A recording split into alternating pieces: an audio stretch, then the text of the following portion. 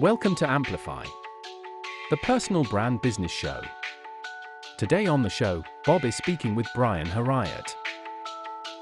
Dig the well before you're thirsty, where you're letting people know what's going on without asking for something. And then eventually you will have an opportunity to ask because you know you yourself or one of your one or two consultants are coming free in a month.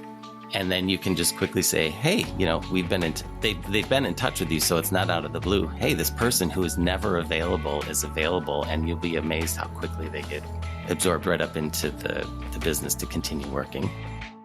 Hi there, and welcome back to the Personal Brand Business Show. My name is Bob Gentle, and every week I speak to incredible people who share their secrets to building, marketing, and monetizing their expertise and the mindset you need for your business to grow and thrive. If you're new to the show, then while you still have your device in your hand, take a moment to subscribe. That way you won't miss a single thing.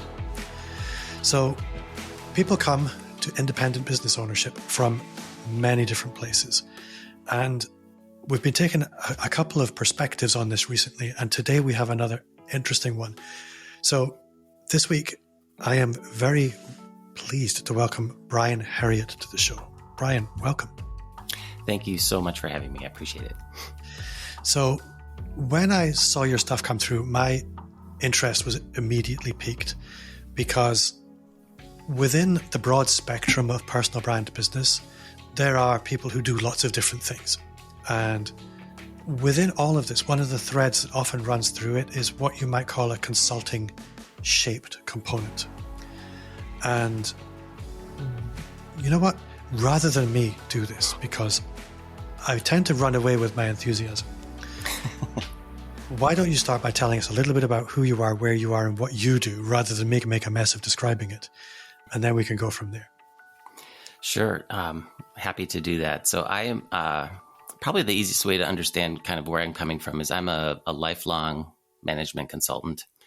I'm located here in the United States. I live in California. I'm fortunate enough to be able to spend my summers in beautiful northern Wisconsin, for anyone familiar with that area.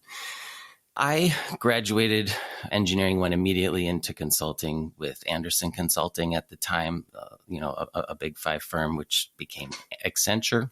Spent time there, spent time with a mid-sized firm on the West Coast, and realized when I took my first regular job that I really liked consulting because I liked kind of staying outside of the politics of the company and just like delivering on good work. What I realized though is that I felt like I could do more. And so 7 years ago, actually 8 now, I decided to take all of the experience that I learned, which I am so grateful for, and become an independent consultant. And I've done that and had wonderful experience with that for the last 7, 8 years.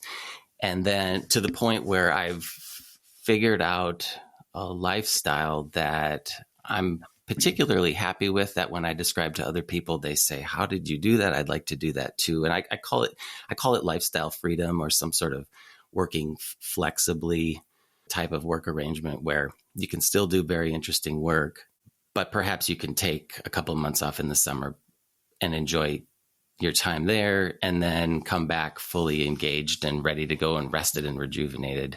And so I still do consulting, independent consulting with large companies. However, I've been kind of starting to shift my career and to do more coaching. It's primarily financial coaching, getting individuals ready to shift into consulting or shift into their own consulting and use that consulting arrangement, which is almost, I think, the perfect job for establishing this flexible type of career that you can hopefully do forever and continue to do exciting work, but not have to sacrifice some of the other wonderful things that life has to offer as well. So hopefully that kind of covers me in a nutshell. I'm certainly happy to go deeper into anything that's of interest. What I liked about what you described was how consulting, people don't often equate consulting and freedom. I mean, consulting is one of these, especially in the Big Four environment, it's an incredibly competitive environment. It's very intense. You are expected to be very productive and very busy all the time. So a lot of people, when they hear the Big Four consulting firms, they don't necessarily equate that with a freedom lifestyle.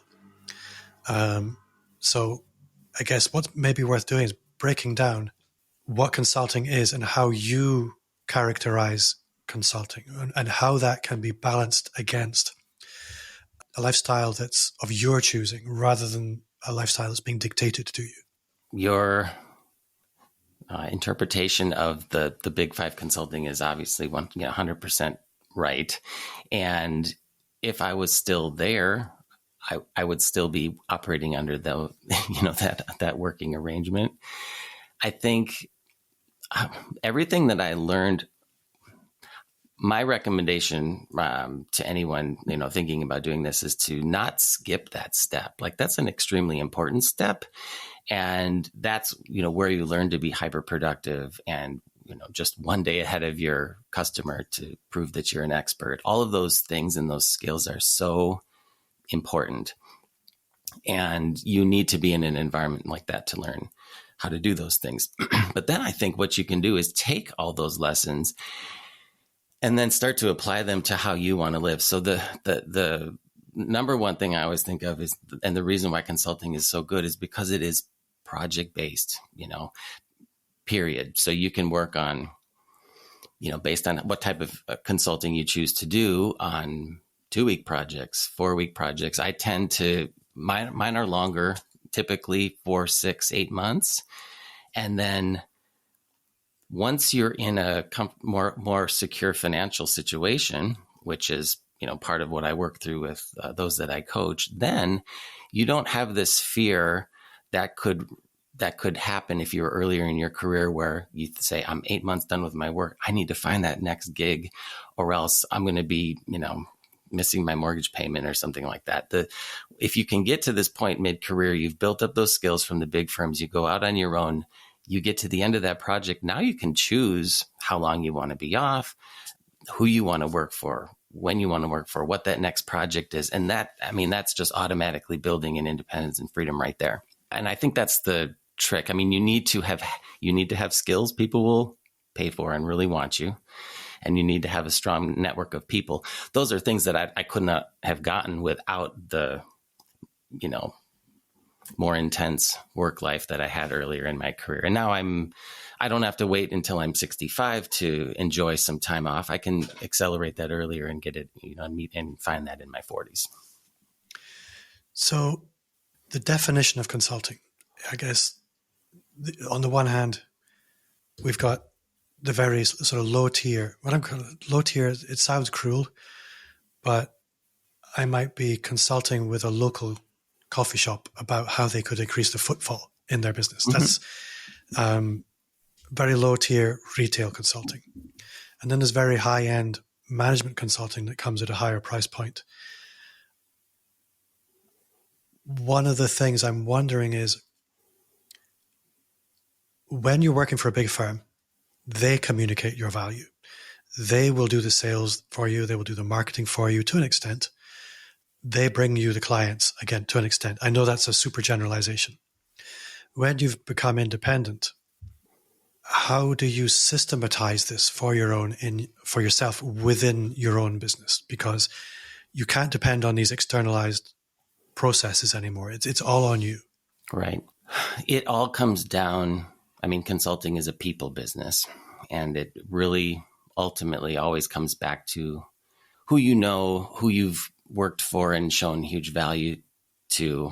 If I think of all of the work I've ever done, it's because I've been referred from the people that I've worked with before to the next set of folks that I work with, and then eventually come back around and work for those people again. After you've done it for a while, the individuals that you might have managed when you were at the client, they move up, and then all of a sudden you have another entire batch of individuals that can hire you on. So I look at it as always about people, and it's almost as simple as staying in touch with people. So how I systematize that is I actually have adapted the Warren Buffett's Berkshire Hathaway annual letter, and a couple of times a year, I just send almost like an update to the various folks in my network, across the different companies that I've worked in or that my 2 staff consultants have worked with, and let them know what we're working on. It's really almost, and it's not even convincing them that I can do a great job or try to, I think you should hire us. It's really just explaining how we work, what we're working on. If we did something as part of our work that was particularly interesting, we'll share it so that others can benefit from it. It's similar to, similar to any of the marketing that online people do, where you're kind of giving away some things for free. And so I have a very, very simple CRM that just has a list of all the people that I'm in touch with. It's a couple hundred people.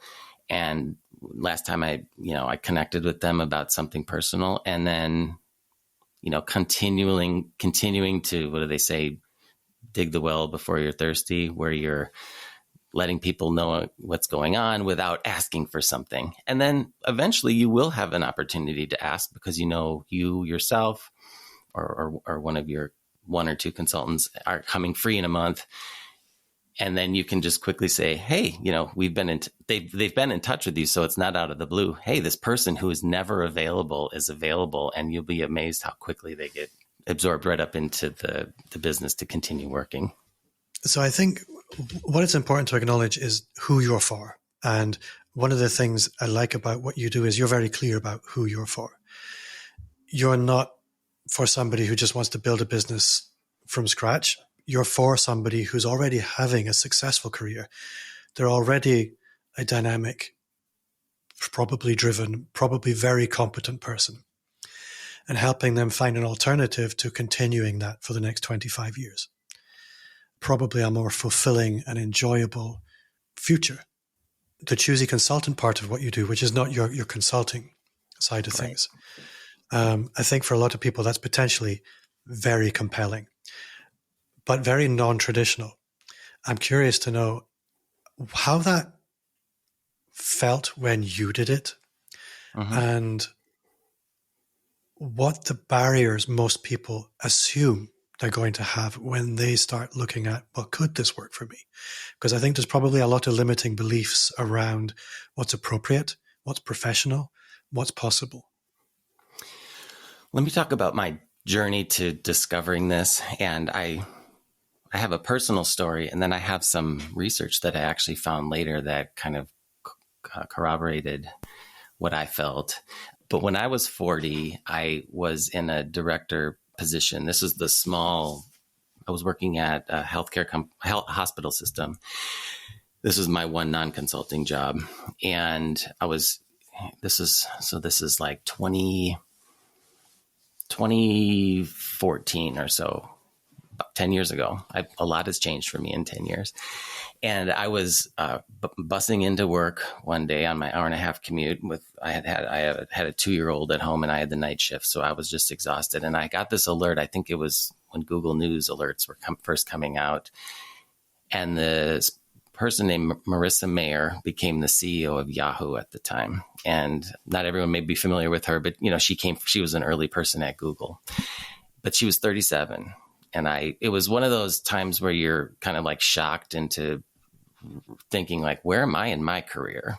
And it was especially impactful to me because, well, she was just like, 30 miles away from where I was living. But also when I looked into her background, she was from a small town in Wisconsin, just like me, and graduated in the exact same year I did. And so I started to question, like, if this is what I want, I better get going and get on the track to becoming a CEO. And I actually tried that for about 1.5 years until I realized, wait a second, like there's a lot of other baggage that comes along with pursuing a goal like that, like a lot of family sacrifice. I realized that I probably wouldn't be seeing my son for the next 10 years if this is really my goal. And so it was kind of, there was not one particular day, but there was a period of months around that time where I really shifted to kind of, what is success really for me? It wasn't high status, high position, high wealth. It was more like, I want to control what I'm doing. Of course, I still want to make enough money so that I don't want for anything, that we can do things and have a cabin in another state and all those sorts of things. But there's a different way to do it. And I realized that, I had this skill set and this network of people through consulting that I eventually just went back to. And that's what I then rode to this kind of this position to where I am today. And when this is as part of kind of as I coach people on this, I, try to provide a little more experience other than my own. And I found this research study. It was from 2008. And this is the data that I was seeing. And it was by, I think it was a British professor and an American professor, Blanche, Flower, and Oswald, I think are the names. And they ran data for 500,000 people. So it was a good sized study. And they were looking at happiness level by age. And I call it the smile curve, because when people come out of school, like they're in their 20s, they're happy, ready to go. And then as they hit 30 and then 40, they start to dip.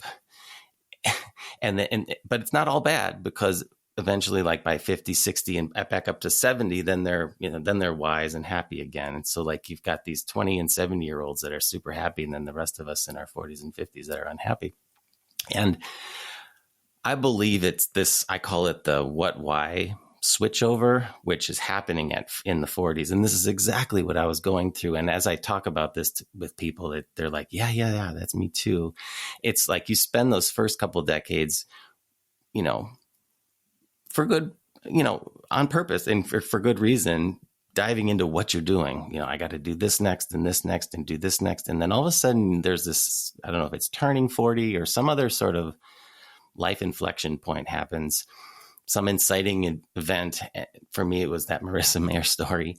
And then all of a sudden you realize, and you start to question, why am I doing what I'm doing? And then unfortunately, I think some people are, if it happens a little too late, like 55 or whatever, you're like, well, I'm just going to gut it out for another 10 years or even 50. I'm going to gut it out for another 15 years. And that actually makes me really sad, because it's like 15 years of the prime of your life where you're still kind of in this not really happy professional experience, and you may be sacrificing what you would rather be doing.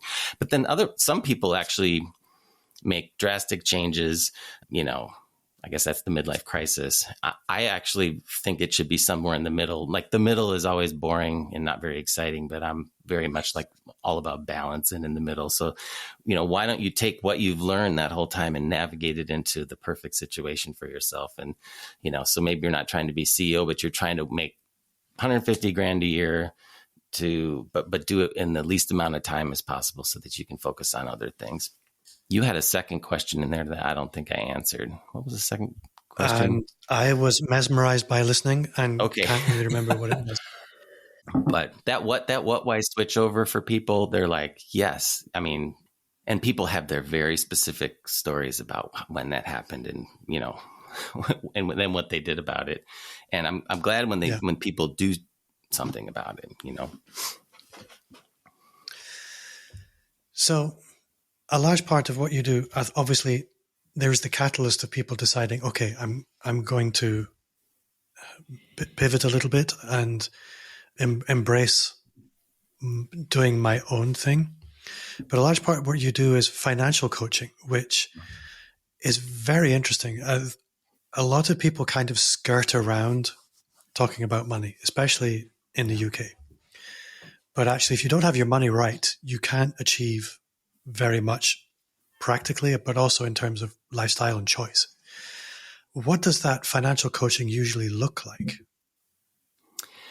The first thing that I have to do, so usually there's some sort of emotional thing that triggers this change. And then usually the next step is, I can't do it for one of two reasons. Usually one, I could never go out on my own, right? So that's kind of how do you transition? How do you sell, keep a network, all those sorts of things. But then the other almost equal challenge for folks is, I'm not in a financial situation where I could do that. I have a big 401k balance or, IRA balance, but I can't even get at that until I'm 59 and a half years old. So I've got money aside, but I'm kind of poor day to day, like I can't make a change because of that. And so my financial coaching is obviously around that second point. But one thing I found is interesting, and this had to happen for me, and it was not easy. And so this is why I take, kind of extra special care and time working through this kind of concept. But it's at least in the States and many places, thinking about financial and wealth is very vertical in terms of like, I need to build a portfolio of $1 million, $2 million, $5 million, and then I can retire. And so you've got this like huge trek up this hill to get this $5 million, because that's what Susie Orman told me that I need, and then I ride it down the hill at the end, which, even when I looked at this at 45, I'm like, I did what my dad told me. I have maxed out my retirement savings since day one, and I'm still a far way away. It's like, it's very demotivating. You do a retirement calculator and everyone just like closes it because it's so demotivating. I've started to look at it like, hey, that's not the right equation. I mean, you can use what you've built so far in how I look at it. So it's not completely wasted at all. It's actually really good. But I look at it as like a horizontal, instead of like climbing the mountain, you're trying to get a river of cash, right? And so you got to look at it for your year. And it's a lifestyle freedom equation, I call it. And it's very simple. It's the work that you do when you're kind of in this working free, flexibly kind of scenario, plus your investment, the income off your investments. That has to equal your lifestyle and the legacy, if you want to give to charity and things like that. So it's WILL, will. And most people, like the conventional financial advice kind of takes that W off it. Like they're like, you're never going to work again. So it's like investment income needs to equal your lifestyle. So it's ill, actually.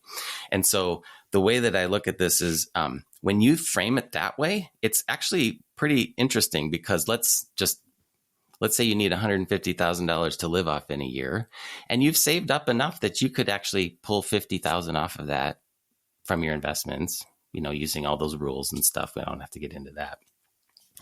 If you subtract those, you really only need to make $100,000. Now, again, like different people are making different money, but in California where I live, like to make $100,000 is like, oh, that's doable. Like maybe that's even doable in 6 months out of the year. I could take projects, and even if I'm not on a project for 6 months of the year, I could still survive just fine. And when you start to think of it that way, you're like, well, wait a second, I actually could do this and do it much sooner, much sooner than if I had to build that $5 million portfolio. And then, of course, the people that I work with and talk to, they're very successful people. They're always thinking about the bigger and the next, like they're going to make way more than $100,000. But it's almost like you need to trick your mind into thinking that's all I need to make.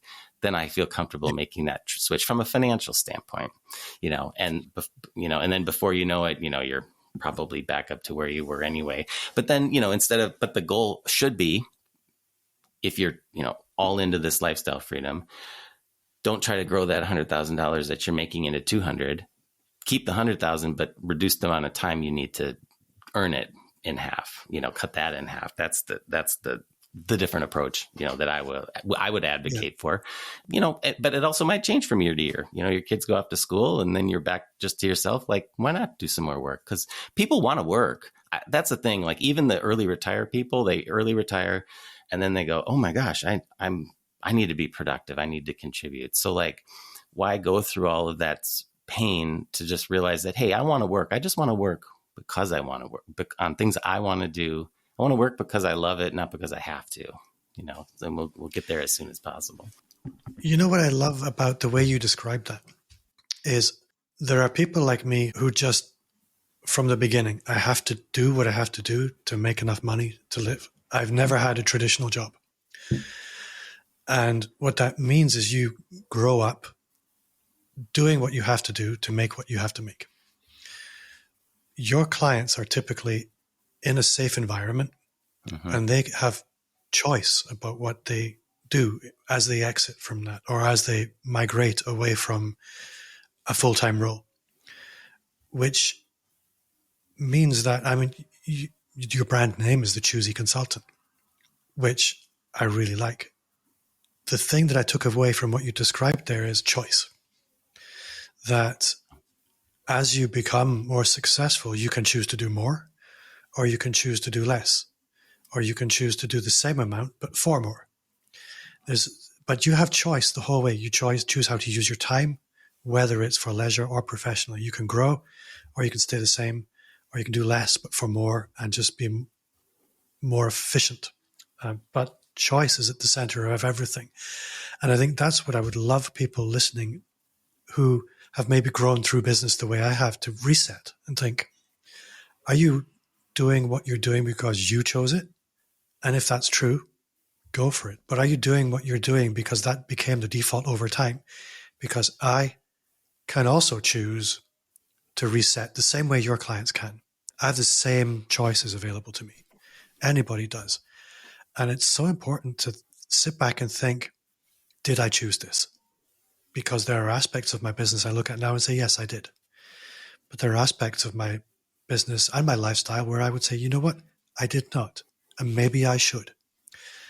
So I think it's a really refreshing perspective on business. There's so much more we could talk about. I think one of the things that I would like to talk about is, obviously you grow your business as a consultant through the traditional means that consultants grow their business, through your network, through your experience, your reputation.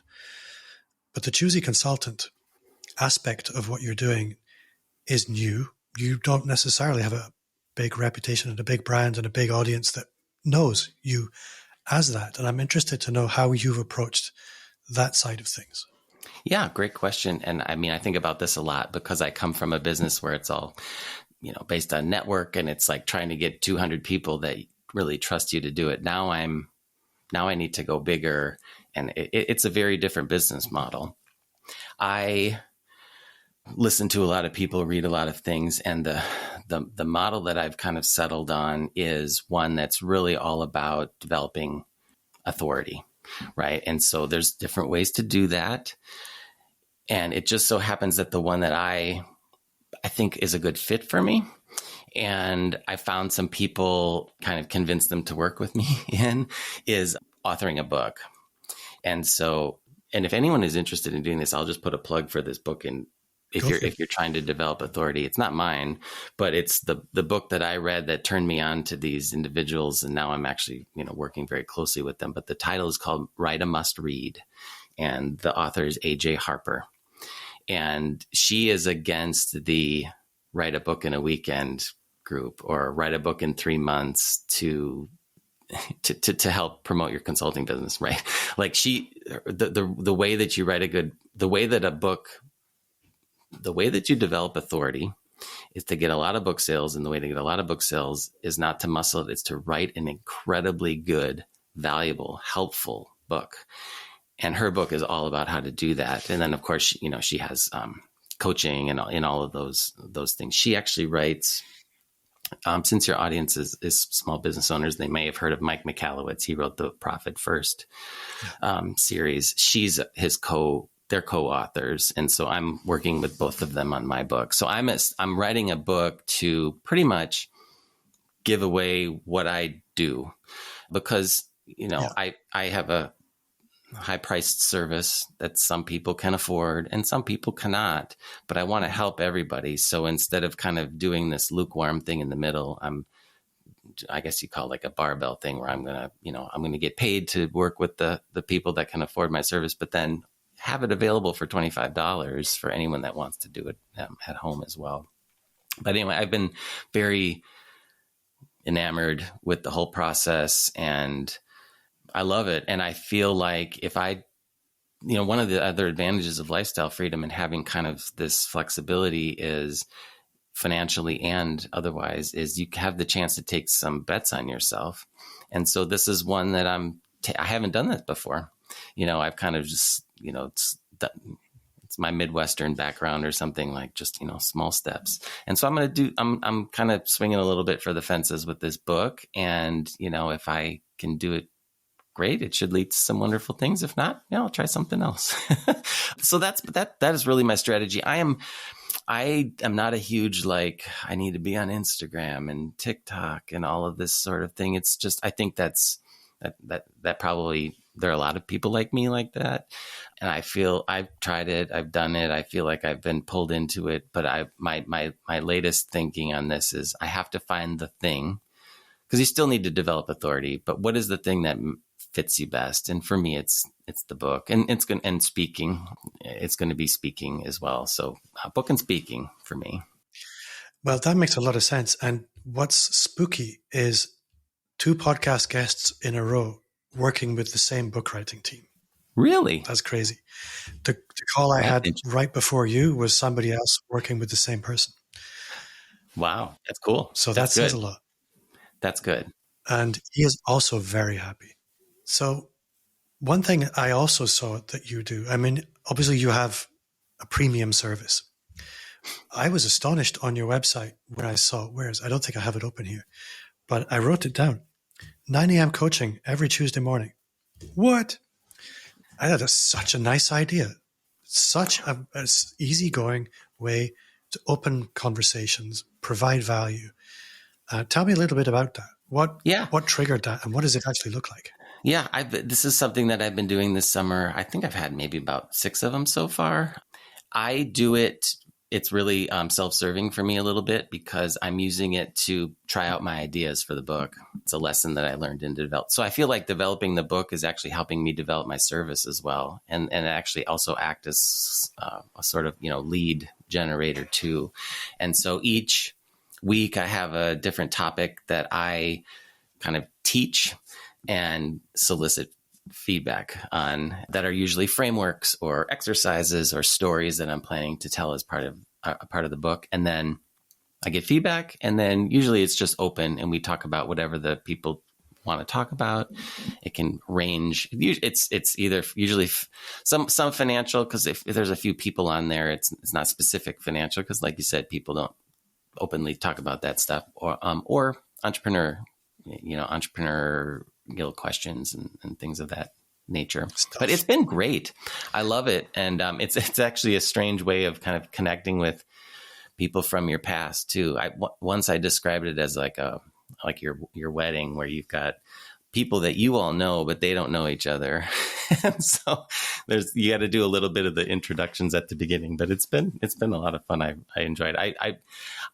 My goal is to get through all my stuff by the end of the summer, and then I'm going to go head down writing. But if it keeps going so well, I may just continue it on, longer term, but it's fun. Well, when I saw that, and it's not very often these days where I see somebody do something and I think, that's a really good idea, and I've never seen anybody do that before. Why would you not do that? It's so simple. If you want more sales, you need more conversations. Yeah, it keeps you in the pulse of what resonates with people. So for example, when I started talking about this, I started talking about time freedom, because that's what I love. I want time, but people just, as I talked about it, it just didn't resonate for whatever reason. And then it kind of switched to lifestyle freedom, and that actually was a little bit better. But then when I start talking about working flexibly, then like, oh yeah, I want to work because, and then they came up, somebody that I was talking to on one of those calls said, I want to work because I want to, not because I have to. I'm like, oh, I like that. That's clear. So it's been really helpful for me too, just to kind of see how people talk about this. So when are you aiming for the book to be available? It could probably 18 months. It's a movie. Yeah, it takes a while, because I'm planning to do what, I don't want to go too deep, but a hybrid publisher. So it's got all the benefits of traditional publishing, but it's a little, you have a little bit more control. But if they have good trade press, that means that they engage with sales teams that'll get your book out at Barnes and Noble and things like that. And that's like got a 10 to 12 month lead time. So I'm definitely playing the long game here, but I have the ability and the flexibility to be able to do that, fortunately.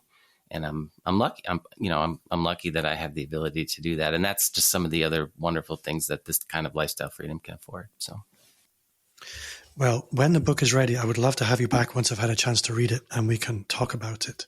I would love to do that. Absolutely. I've really enjoyed our conversation. I've sensed we've just scratched the surface. In many respects, what you're doing is very counterintuitive for a lot of people, but so valuable. It makes my heart cry when I see people working for the sake of working, and amazing people just sitting at desks doing work they don't enjoy when there's so much more available to people.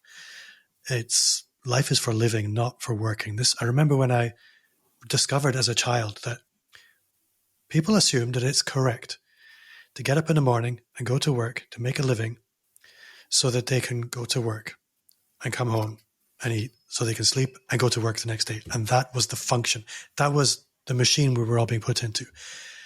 I've never done that. I've dabbled with it a couple of times.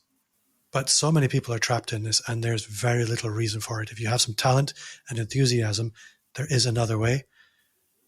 And Brian has the keys, and I love it. Thank you. Yeah, I couldn't have said it better myself. I don't know why the conventional thinking is just so pounded into us that you start to just assume that it has to be that way. I mean, it's a lot of work just to kind of break out of that. But once you can do that, then you start to like see what else is out there. It's great. Yeah. Well, Brian, if people want to go deeper with you, if they want to find out more about you, how can they do that? And most importantly, how can they get on your email list? Because as a new independent entrepreneur, that really matters. Yes, thank you. So I have a quiz on my website. So it's choosyconsultant.com/quiz. And it's called the Accelerated Financial Freedom Quiz, because a lot of people are already in a position where this is the puzzle that I solve when I coach, right? Is, of those levers that I described around the lifestyle freedom equation, people have strengths in different ones that they're sitting on and they don't even realize. So this quiz kind of tries to get at, where are you from a lifestyle and living expense, investments? Is your job flexible? Are you already an entrepreneur? And then also kind of list like mental readiness situation that we've been talking about. But it's a 12-question, 3-minute quiz, but that will give you a sense for where you stand, and it will also get you on my email list. And then I can also let you know about the book and all of those other good things as well. So thanks for letting me put that in there. Well, it is my pleasure. And do you have a favorite social media place that you like to hang out, or is it all kind of bleh? The one that I have, because I've had it forever, is LinkedIn. And so that's where you could find me. That's what I would have thought. Yep. And before I let you go, I need to ask you, what's one thing you do now do you wish you had started 5 years ago? Oh, yeah. I had a chance to think about this a little bit. It's really not anything that we've talked about so far, because a lot of the stuff that I've learned, I think, is organic, and I don't know if I'd be ready for it 5 years ago. But there is one thing that I just started doing within the last 3 months, and that's working with a virtual assistant. And it's just completely... I was born and raised to be self-sufficient. And so that's like what I did for all my life. But now that I kind of flipped my thinking on that, she's been so awesome in terms of not just doing the stuff that I don't need to be doing, but also, it can sometimes be a little lonely as an independent, entrepreneur. And so we kind of keep each other accountable for things as well. So that's like a bonus that I hadn't even really thought of before.